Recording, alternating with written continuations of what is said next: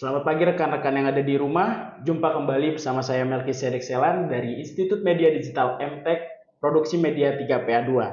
Kali ini saya mendapatkan kesempatan luar biasa untuk bisa mewawancari seseorang yang sangat penting di gereja GKI Mangga Besar. Salam, selamat pagi Pak Regi Andreas. Shalom, Melki. Ya. Boleh perkenalkan kepada pemirsa, Bapak ini sebagai apa di gereja Mangga Besar? Ya, shalom teman-teman semua.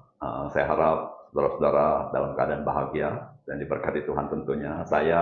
Nama saya Regi Andreas, saya pendeta di GKI Mangga Besar, dan jabatan saya di gereja ini Gembala Sidang. Nah, kalau teman-teman mungkin kurang familiar dengan kata itu, Gembala Sidang itu tidak lebih tidak kurang melayani jemaat yang ada di gereja ini.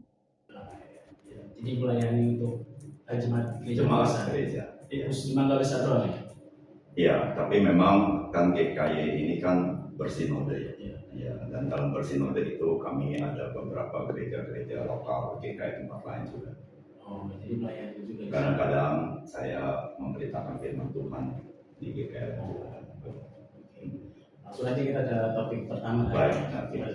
Pak Regi, topik kali ini adalah peran gereja dalam isu keadilan sosial dan inklusi. Oke. Kalau boleh tahu menurut Bapak apa sih sebenarnya tanggung jawab gereja terhadap isu sosial dan inklusif di masyarakat saat ini? Iya, gereja itu pemahamannya apa itu gereja. Gereja itu sebenarnya bukan gedungnya, teman-teman. Ya, gereja itu dalam pemahaman Kristen itu orangnya, orang Kristen. Nah, orang Kristen itu disebut gereja. Ya. Nah, orang Kristen itu tidak lepas daripada seorang warga negara Indonesia, betul? Ya. Merupakan bagian dari warga negara kita, begitu ya. Jadi artinya bahwa orang Kristen tidak boleh tidak peduli kepada masyarakat sekitar, tentunya.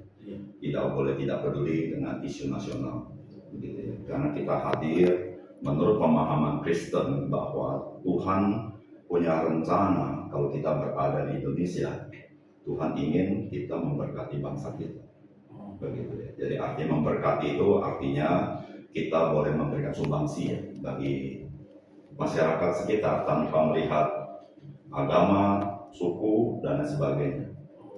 Begitu. Berarti gereja itu bukan cuma fokus di ibadahnya aja, Pak? Ya. Tapi juga ikut terlibat dalam masalah sosial? Tentu, karena kita warga negara dan itu diperintahkan Alkitab kepada kita. Oke. Bisa dijelaskan sedikit nggak seperti apa bentuk keterlibatan Bapak lihat penting untuk di gereja? Terlihat penting untuk di gereja? Iya, gereja terlibat di masyarakat. Iya, jadi di masyarakat sebenarnya ya orang-orang percaya, orang Kristen bisa banyak terlibat. Begitu ya, keterlibatannya kalau kita berada di tempat masing-masing, misalnya jemaat di rumah masing-masing, tentu di tetangga-tetangganya. Ya, jadi kami sangat mendorong sebagai seorang pendeta, kalau khotbah kami memberitahukan supaya dimanapun orang Kristen jemaat berada jadi berkat bagi mereka. Jadi secara personal, secara keluarga jadi berkat. Jadi tidak boleh orang Kristen itu tinggal bermasyarakat tapi tidak peduli sama tetangga. Jadi ya, mulai dari yang terdekat dulu. Betul, betul. Karena kan orang Kristen berjemaat di gereja ini kan rumahnya beda-beda, ya kan. Nah, tapi secara kelembagaan gereja juga berfungsi juga. Jadi arti gereja ini kan lokasinya di Mangga Besar. Nah, jadi artinya secara kelembagaan kami juga memperhatikan lingkungan kami dalam banyak hal. Begitu kira-kira. Kalau begitu soal inklusi, kadang ada orang merasa tidak diterima di kalangan gereja gitu karena perbedaan latar belakang. Iya, menurut Bapak bagaimana gereja bisa tetap mengambil adil tapi tidak kehilangan identitas imannya? Iya, jadi sebetulnya kalau kita mengikuti ajaran Tuhan Yesus, Tuhan Yesus tidak diskriminatif, begitu ya. Kita harus melayani seluruh etnik. Ya, ada kata etnik dalam bahasa Yunani etnos ya. Kalau teman-teman belajar bahasa Yunani itu adalah bahasa yang dipakai, bahasa asli yang dipakai dalam perjanjian baru. Berarti kalau menurut Bapak, pengalaman Bapak sendiri, pengalaman Pak Regi di GKI Mangga Besar ini, ada nggak sih contoh konkret yang terjadi di gereja Mangga Besar ini, peran sosialnya? Oh, peran sosial masyarakat. Ya. Ya, jadi peran sosial itu kan ada banyak area ya. di masyarakat dan di Indonesia khususnya. Nah, di antaranya misalnya ya, Indonesia ini masih membutuhkan yang namanya peran pendidikan, begitu kan ya. Jadi GKY secara sinodal ya, termasuk Mangga Besar itu kita juga mengusahakan sekolah, begitu ya, sekolah baik sekolah yang sifatnya nasional dalam arti sekolah umum ya, tapi masih sekolah Kristen ya. Tapi juga ada sekolah yang sifatnya ini sosial, begitu ya. Nah sosial tentu bukan di Jakarta ya. Nah Jakarta dianggap ekonomi oke. Ya, teman di daerah tertentu yang memang secara ekonomi membutuhkan, gitu. Dan secara sekolah yang ada di sana juga minim. Nah, misalnya sekolah ya.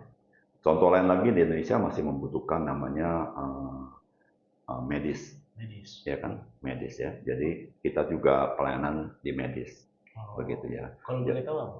Itu hidup baru kan? Oh, hidup ya, baru. Itu adalah klinik ya, klinik hidup baru. Kami ada medis bagi masyarakat. Dan medisnya tentu ada yang sifatnya gratis, ada yang sifatnya murah, begitu ya. Jadi supaya masyarakat terjangkau dan memang menolong masyarakat sekitar lah yang membutuhkan. Itu diantaranya yang kami lakukan, yang ada.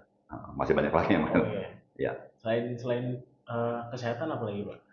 Jadi kita juga melakukan misalnya masalah sosial ya. Masalah sosial misalnya terkait sama sandang pangan, ya kan. Dan ada memang di Jakarta ini memang banyak orang kelihatannya oke-oke ya.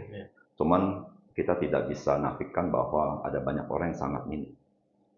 Dan yang sangat minim ini juga jemaat juga ada, sangat minim. Ya kalau kita besuk rumahnya itu minim sekali, ya kan? Bukan hanya di masyarakat, tapi bukan hanya jemaatnya juga. Jemaatnya sangat miskin. Jadi kami pernah besuk rumah seseorang, kita nggak bisa masuk karena rumah terlalu kecil. Jadi kami di depan pintu besuknya. Jadi dia satu petak begitu kecil, tidur situ, di mana-mana ngapain di situ aja, jemaat ya. Jadi bantuan-bantuan sosial ya, bantuan sosial. Kita seringkali mengadakan bakti sosial misalnya, ya di antara masyarakat. Misalnya waktu lalu kami membagikan beras kepada masyarakat. Bukan itu saja, kami juga lihat kebutuhan masyarakat lah ya, apa ya, waktu itu kan banyak itu, apa namanya, DBD. DBD, ya. Ya, waktu DBD ya kami semprot lah lingkungan. Pasti dengan kerjasama dengan RT, RW, Lurah ya, supaya masyarakat mengetahui dan kita bisa semprot dengan baik. Kira-kira gitu, Melki. Oke. Kalau begitu, ada nggak sih Pak pesan-kesan untuk anak-anak muda untuk keterlibatan mereka yang banyak merasa pelayanan sosial itu urusan orang tua gitu, urusan bagian diakonia lah. Ada pesan nggak untuk generasi muda Kristen supaya mereka itu juga bisa ambil andil dalam pelayanan sosial dan memperjuangkan keadilan? Ya memang kita sebagai orang Kristen, khusus orang muda juga ya, ajaran Alkitab kepada kita adalah kita harus berbuat baik kepada semua orang. Ya, mengapa kita berbuat baik semua orang tanpa memperhatikan latar belakang dia? Karena Tuhan yang kita percaya, Tuhan yang baik kepada semua orang. Betul ya Melki? Ya, dia memberikan oksigen kepada semua orang, bukan hanya orang Kristen ya. Jadi kalau kita ingin menyenangkan Tuhan, kita harus berbuat baik kepada semua orang. Ya, kita menjadi saluran berkat daripada Tuhan. Oleh karena itu, khusus teman-teman muda ya, tapi juga pada semua orang ya. Nah, yang pertama menurut hemat saya adalah kita jangan dikotak-kotakan ya oleh agama, oleh suku, apapun. Ya, kita manusia ya teman-teman. Kita manusia, maka itu Tuhan Yesus pernah mengatakan begini. Seluruh hukum Taurat bergantung kepada dua hukum ini.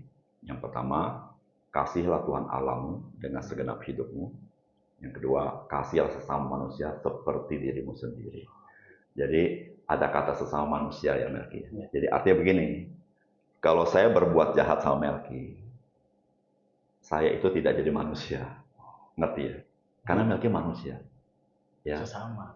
Kalau saya tidak adil sama Melki, saya tidak jadi sesama manusia. Saya tidak jadi manusia. Kalau saya tidak memahami kesusahan orang, saya belum jadi manusia. Ya, jadi kalau saya jahat sama orang, saya belum jadi manusia. Karena perintahnya adalah kasih sesamamu manusia. Begitu. Nah, Tuhan Yesus pernah kasih contoh kan? Pernah kasih contoh. Jadi ada orang dirampok di jalanan, mungkin mereka tahu kisah itu ya, dirampok di jalanan, lalu turunlah yang namanya imam yang melayani di rumah Allah. Imam itu tidak tolong dia. Lalu turunlah yang disebut dengan Lewi, yang membantu imam bekerja di rumah Allah, juga tidak bantu. Lalu datanglah orang Samaria. Yang dirampok ini orang Yahudi. Samaria sama Yahudi itu pada zaman dulu ya, itu tidak bersahabat. Ya, tapi orang Samaria ini berhenti. Meskipun di masyarakat tidak bersahabat, orang baik dia berhenti. Tolong orang ini bawa ke keledainya, dibawa ke tempat penginapan, lalu diobatin, lalu dia bayar. Maka Yesus berkata begini, siapakah sesama manusia dari orang yang dirampok ini? Yesus tidak berkata siapakah sesama manusia dari orang Samaria, bukan. Siapakah sesama manusia dari orang yang dirampok ini? Maksudnya adalah, siapakah yang jadi manusia? Yaitu maksudnya orang berbelas kasihan. Dia menjadi sesama manusia dari orang lain. Maka itu saya menekankan ini kepada teman-teman semua dan kepada semua orang. Itulah ajaran Tuhan kita. Ya. Nah maka itu teman-teman, mari kita bergaul sama tanpa membeda-bedakan ya Melki. Ya, bergaul dengan tulus, ya, mengingat itu sesama kita. Dan saya rasa itu yang paling penting bagi kita. Dan Tuhan Yesus berkata begini, kita harus jadi berkat. Kalau mau jadi berkat, kita harus bergaul banyak orang. Betul. Kira-kira gitu. Oke, baik Pak, terima kasih sekali lagi buat Pak Regi, Andreas. Demikian wawancara kita hari ini tentang peran gereja dalam isu keadilan sosial. Saya Melki dari Produksi Media 3PA2, Institut Media Digital MTech. Sampai jumpa di wawancara berikutnya. Tuhan Yesus memberkati.